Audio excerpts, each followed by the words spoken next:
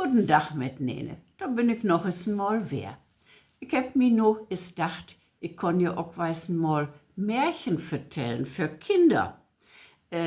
In Hochdeutsch, da kennst du ja alle die Märchen, maar in Plattdeutsch, das ist selten. Und das ist nicht alle Tage zu hören. Und ich mag das nur ist in Sandplatt. Wegen, als ich ja hier an der holländischen Grenze wohne, und da wird Sandplatt gehört. Und ich will is vandaag dat Roodkäppchen vertellen. Roodkäppchen, dat was een klein Dernken, dat woonde met zijn familie in een dorp. Und die Mutter is een Roodkäppchen näht und wegen dat kleine Dernken, dat rode Käppchen so gerne lieden mocht und dat jeden Tag op de Hore zat. Darum sagen sie alle bloß noch Roodkäppchen, so dat kleine Dernken. Und eines Tages sagte Mutter zu Roodkäppchen, Roodkäppchen, du weißt doch, deine Bestmutter ist krank. Du musst da es vandaag eens hingehen. Ich heb extra für morgen ne Koken backt und ich heb auch noch ne Pulle Wien mit in den Korb packt und da bringt dat doch, ist vorbei, dann kümmst du Pflicht auch noch, ist gewer wer op de Beine. Ja, und das woll Roodkäppchen auch war don. Die Bestmutter, die wohnte ja nicht in dat Dorf. Die wohnte ein Bettchen wieder weg in so einen Bus, in so ein ganz klein Hüsken. Und sie war krank und da wollte sie dann diese Sachen hinbringen. Und sie mocht ihre Mutter aber erst noch versprechen, dass sie nicht von weg abging, denn das kun in den Bus am Bettchen gefährlich gewesen. Und genau so ist dann auch passiert.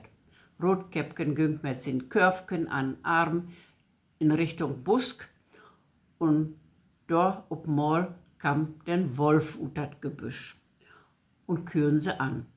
Roodkäppchen, wo willst du dann hin?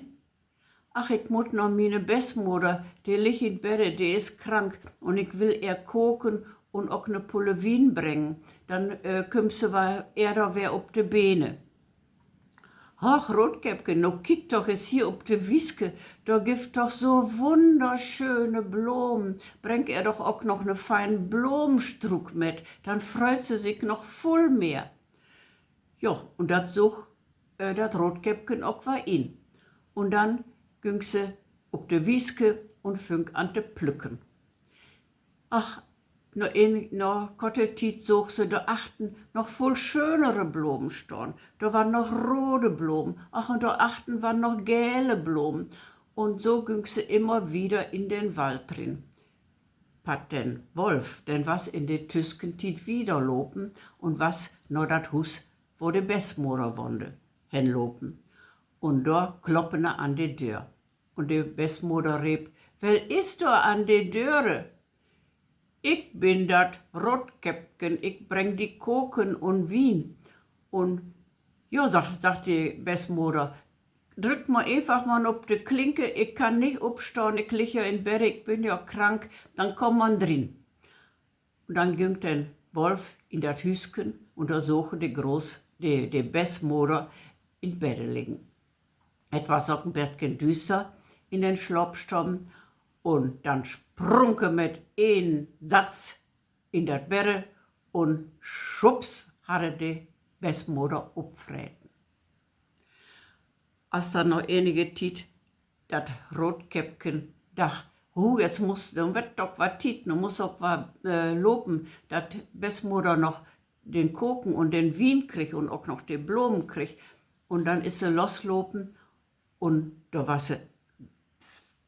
die Hustüre stön weit los. Und da dachte sie, was ist das denn hier? Bestmutter ist doch krank, die liegt doch eigentlich in Bett. Und dann ging sie in die Schlafkammer und da lag die Bestmutter, was sie da in Bett und hatte sich die große Schlafmüske weit über den Kopf trocken, über das Gesicht trocken. Und das kam mir doch im Bettchen komisch für. Und da frug sie, Bestmutter, warum hast du vandaag so große Ohren? Dat ich die besser hören kann. Bestmutter, warum hast du dann so große Augen? Dat ich die besser sehen kann. Ach, Bessmutter, und warum hast du so große Hände? Dat ich die besser packen kann. Ach, und du hast ja von Tage so ein übermütig groß Mul. Dat ich die besser fretten kann, kam ut dat Bäre. Und mit een Haps sprung den Wolf ut dat Bäre und verschlung auch dat Rotkäppchen. Da war Mö, lach sich wer in Bäre trüge und schlepp ihn. Und noch kurze Zeit kam ein Jäger da an Tus vorbei. Und die dachte, mein Gott, was ist doch die Oma, die Bessmutter von Tage an schnorken. Die schnorkt ja so laut, da döt die doch süß gar nicht. Ich klöf, da stimmt was nicht. Da will ich doch jetzt kicken, die ist ja eigentlich krank. Da will ich jetzt eben kicken, oft alle in Order ist. Und dann ging ich in die Schlafkammer und da suche den Wolf in Bette liegen mit ne dicken, upgeblähten Bug. Und keine Bessmutter und kein Rotkäppchen mehr zu sehen. Da nahm er Gausi ein Messer aus dem Rucksack und schnitt den Wolf den Bug ab.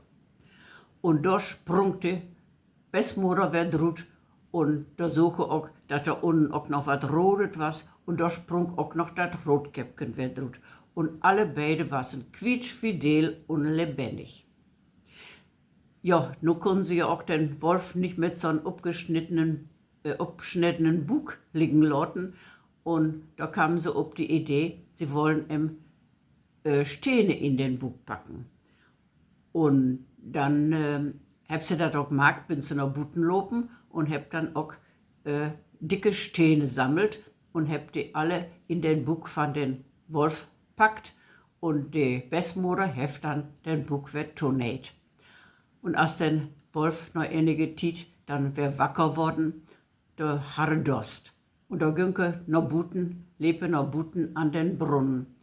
Aber die Steine, die waren so schwer und die hebt in den Brunnen trocken und da ist sie dann verdrunken. Und dann satten sich die drei, dann tanzten sie erst noch im Bettgen um den Brunnen rum und sungen, der Wolf ist tot, der Wolf ist tot.